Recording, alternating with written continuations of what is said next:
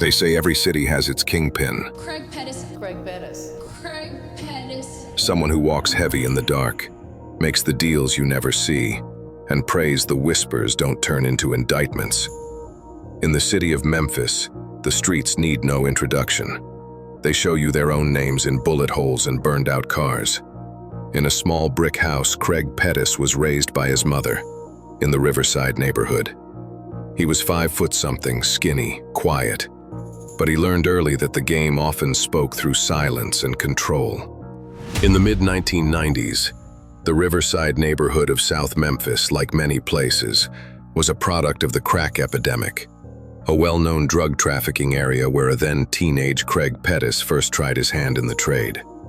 Pettis, nicknamed Lil C for his stature, grew up in a small brick house on West Dyson Avenue, raised by a single mother who struggled to keep the family just above poverty.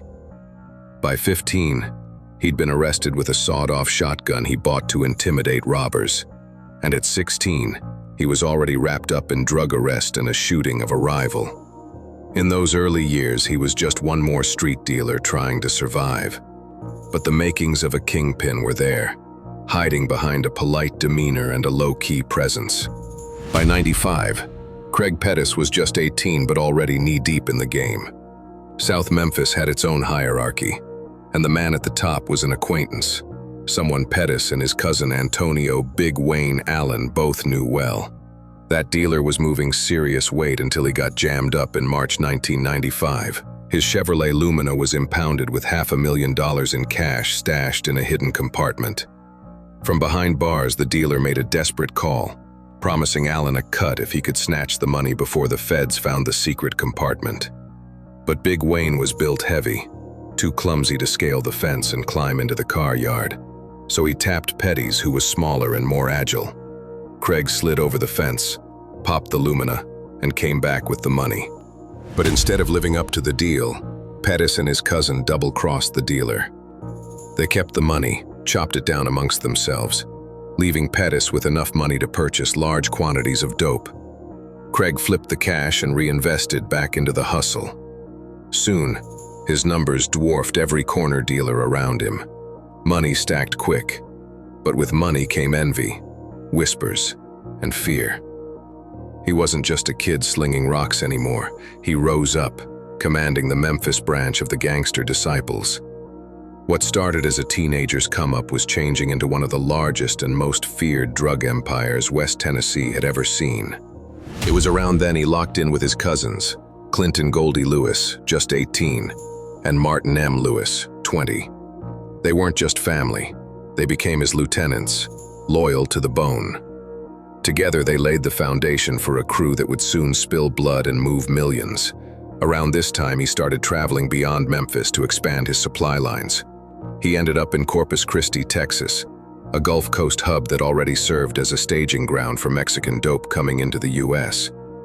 It was there that Pettis was introduced to Edgar Valdez Villarreal, better known by his nickname, La Barbie. Light skin, green eyes, always smiling like trouble didn't exist. But beneath that smiling face was a killer.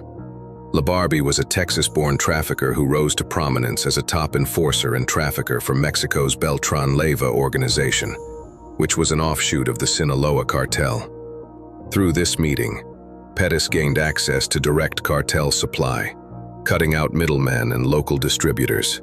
Instead of hustling ounces or even kilos, Pettis now had the ability to move hundreds of kilos of cocaine and tons of marijuana directly from cartel sources into Memphis. At one point, a single haul hit 5,500 pounds, worth $50 million. This was the pivot point. Pettis went from a Memphis player to a cartel franchisee. Valdez provided not just drugs but the infrastructure. Mexican transporters, stash houses, tractor trailers with hidden compartments that Pettis needed to flood Tennessee and surrounding states. But it wasn't just the drugs that changed him. Pettis picked up something else from La Barbie, the code of violence. La Barbie was infamous for his ruthlessness in Mexico.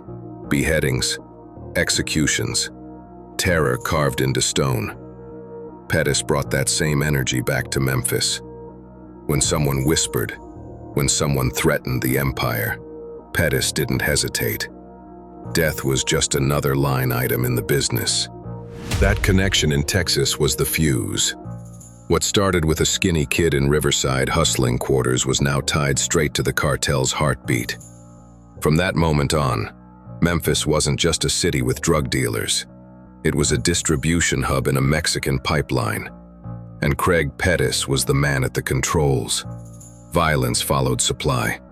Pettis wasn't about to let anyone threaten his climb. And with South Memphis being full of sharks, snitches, rivals, even cousins who thought blood would protect them, Pettis proved otherwise. When Antonio Big Wayne Allen, the same cousin who once plugged him into that $500,000 score, was suspected of talking too freely, Pettis didn't hesitate. From Mexico, he ordered Allen's death. 10 rounds tore through Big Wayne's body in the spring of 2002. The man who helped Craig become a boss was carried out in a coffin. And in a dark twist, Pettis and the trigger man stood over the casket as pallbearers. That was Craig's message to Memphis. No one was untouchable. 6 murders would eventually be tied to his command, each one meant to plug leaks or erase threats. Rivals were shot down in their garages, hit while eating lunch, gunned down in cars. He didn't pull the trigger himself. He didn't have to. He had killers on call, men who lived for the blood. Pettis watched from a distance, calm, calculated. His name stayed off the streets, but the bodies carried his signature. On April 4, 2001, what should have been just another night of chaos at home turned into a crack in the armor.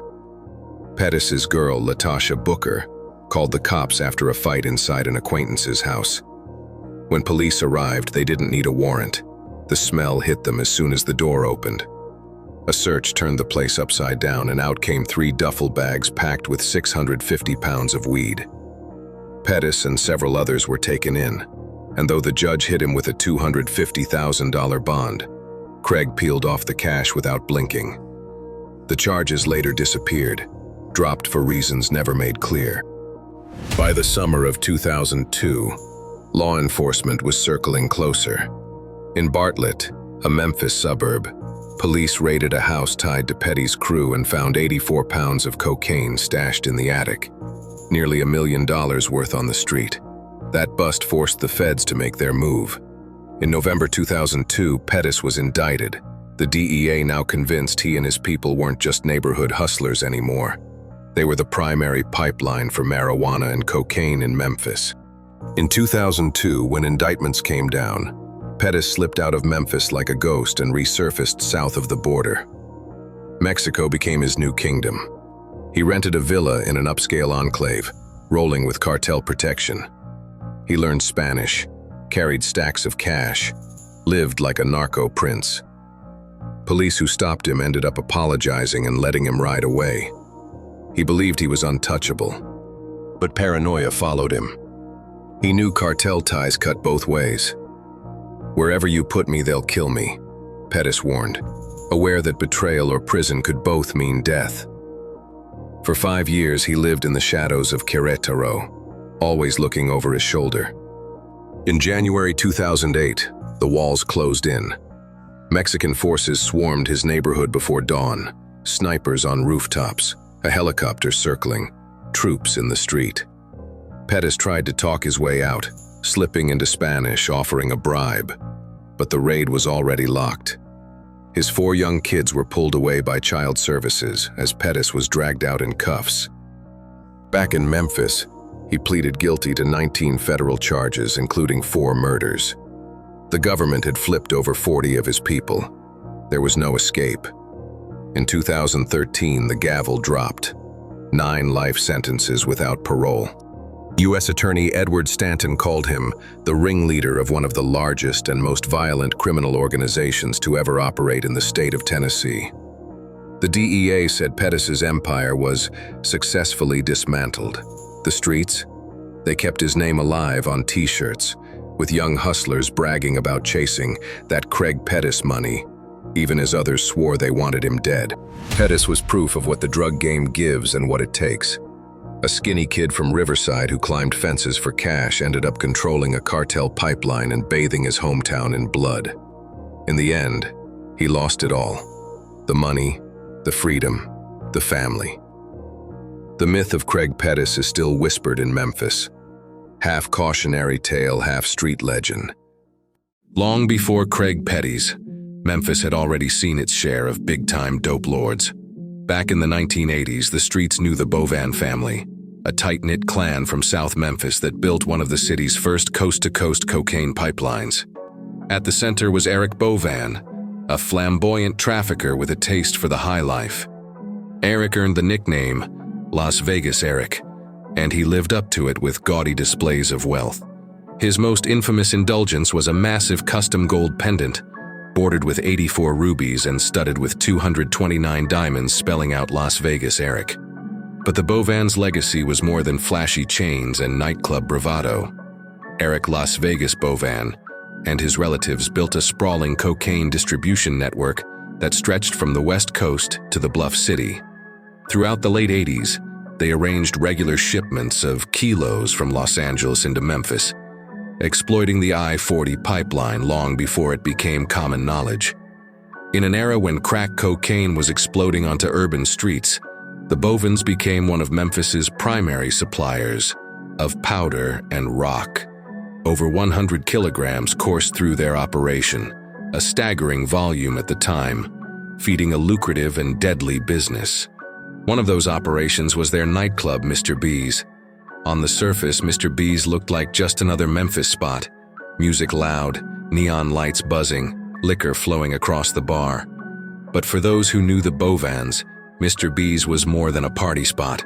It was the heartbeat of their empire, which provided legitimacy, a place to explain cash flow, host social meetings, and hide the movement of money under the guise of nightlife revenue. It offered a physical location where associates, couriers, and customers could converge under a guise of club activity, reducing suspicion. Owning a prominent club reinforced the Bovan family's street prestige. You control the nightlife, you control culture. The Bovan family's operations were as much family affair as criminal conspiracy. They trusted blood relatives and spouses to handle money and stash contraband. For years, the home of Eric's own sister-in-law, Linda Faye Mims, served as a secure headquarters for deals. Federal agents eventually learned to watch that little house on Manette Street. In September 1987, surveillance cameras caught Eric and his wife Janet Bovan arriving at Mims's home with a briefcase full of cash, accompanied by a paid informant. Inside, Mims handed over another sack of money, $25,000 to $40,000 in cash, which the crew added to the pile and spread across a table to count. All told, there was up to $170,000 in drug money on the table that night, fresh from cocaine deals. On another occasion, an informant named Earl Woods delivered 7 kilograms of cocaine to Janet, who casually remarked she was taking the load over to Mims's house for safekeeping. The entire family circle was in on it. Eric's brother, Anthony Tony Bovan, later testified how he would swing by Mim's place to pick up $75,000 or $100,000 at a time from recent sales. They even had Mims herself distributing product. After initially pleading guilty, she admitted Eric supplied her with cocaine to sell out of her home. With so much dope and cash changing hands, it was only a matter of time before law enforcement closed in. In late 1987, agents raided Mims's residence, finding a loaded .38 revolver tucked away and traces of cocaine in a shoebox, proof that the house was a hub for the Bovan enterprise. The noose tightened quickly after that. Sensing trouble, one member of the Bovan ring flipped and became a federal informant, feeding agents the intel they needed. In 1989, the feds pounced. Eric Las Vegas Bovan and several members of his organization were arrested and indicted, bringing the family's reign to an abrupt end. The ensuing prosecutions exposed the full extent of the conspiracy. 26 defendants were swept up, and trials revealed how deeply the Bovans had entrenched themselves in the city's underworld. Facing overwhelming evidence, Eric struck a deal with prosecutors. He pleaded guilty to federal cocaine conspiracy charges, escaping with a relatively light sentence given the magnitude of his crimes. 10 years in federal prison, without parole. Even behind bars, the legend of the Bovan family lived on in Memphis lore. In the late 80s, they had been the city's ultimate trap royalty, flush with cash, operating with impunity, and partying in style. Old-timers recall seeing the Bovans holding court at the famous club No Name, one of Memphis's hottest night spots of the era, celebrating big deals with champagne and bravado. Doing the Bovan Walk, which later became known as the Gangsta Walk, made famous by Crunchy Black of 3-6 Mafia. You had a family on the south side of Memphis in Whitehaven, and they started doing it, and then they were a well-known family, so people call it the Bovan. Bovan. But their saga proved a template for those who followed. Live large, get rich, then get taken down. By the time Craig Petties was building his crew in the 90s, the Bovans chapter was closed, a cautionary tale from the previous generation. Eric Las Vegas Bovan walked out of prison in the late 90s with his bling gone and his empire dismantled. The era of the old-school Memphis cocaine cowboys had ended, but a new era of drug kingpins across Tennessee was only just beginning. Fast forward to the 2020s, and the drug game in Tennessee has shifted east to Nashville. James Maurice Butler, just 24 years old, and Jeffrey Carl Jones, 40, ended up at the apex of what officials call the largest methamphetamine ring in Nashville's history. That's right. Now, Metro Police say around 5,000 pounds of crystal meth and fentanyl they believe has been shipped into Nashville in recent years. This, though, was the largest bust of all of them, and it all started with a tip from a FedEx employee. Their criminal enterprise pumped huge quantities of crystal meth, and even fentanyl, into Middle Tennessee, proving that the volunteer state's appetite for illicit profit didn't end with cocaine in Memphis. The scale of their operation was unparalleled, and the audacity of their scheme left veteran detectives stunned. Over 800 pounds of crystal meth and other drugs were seized in 2024 during Nashville's largest ever meth bust, which implicated James Maurice Butler and Jeffrey Carl Jones. In December 2024, after a 2-year undercover investigation, Nashville Police and the Tennessee Bureau of Investigation finally moved in on Butler, Jones, and their crew.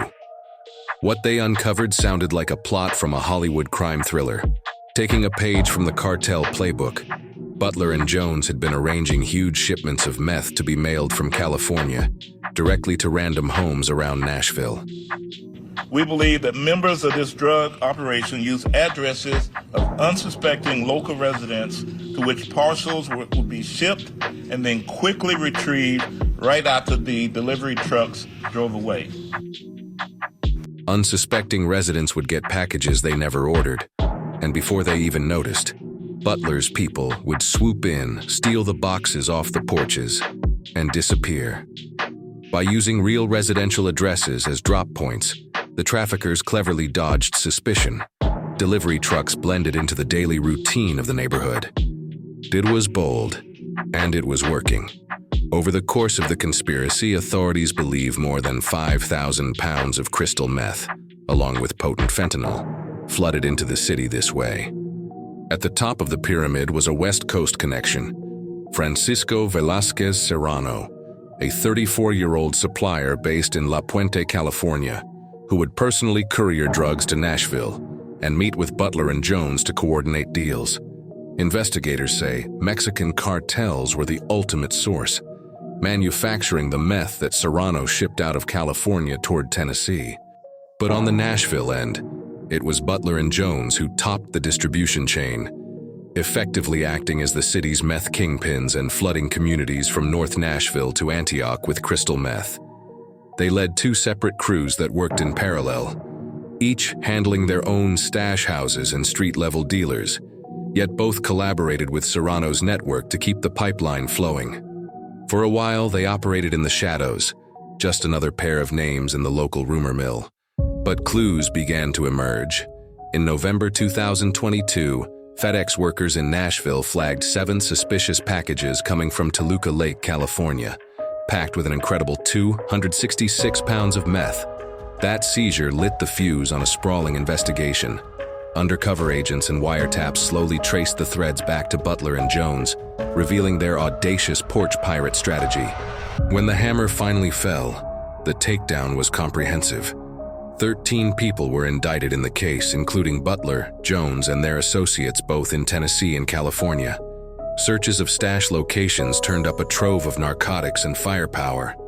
In one sweep on Halloween 2024, agents recovered 47.5 pounds of meth, 7.6 pounds of fentanyl, 6.5 pounds of marijuana, thousands of ecstasy pills, and 6 guns from properties linked to the ring. Butler and Jones were arrested and hit with a laundry list of charges, from conspiracy to distribute meth and fentanyl to possession with intent to sell. Perhaps just as troubling was how long these two operators had been able to ply their trade, despite prior run-ins with the law. Something really needs to be done. The system needs to step up and be that stopgap.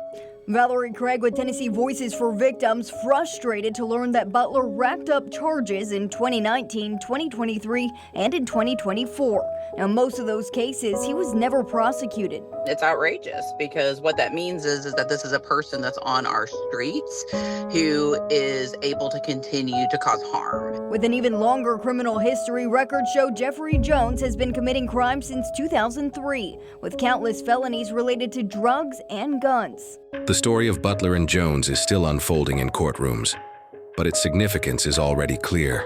From cocaine kingpins in the 1980s Memphis to cartel-connected smugglers in the 2000s, and now methamphetamine traffickers in modern-day Nashville, Tennessee, has seen the drug underworld evolve and persist. The names and drugs change, but the underlying tale is the same.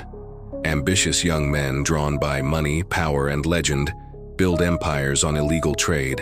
For a while, they rule the streets, leaving a trail of violence and fear. Yet eventually, whether through betrayal, brute force, or relentless police work, every kingpin meets his downfall.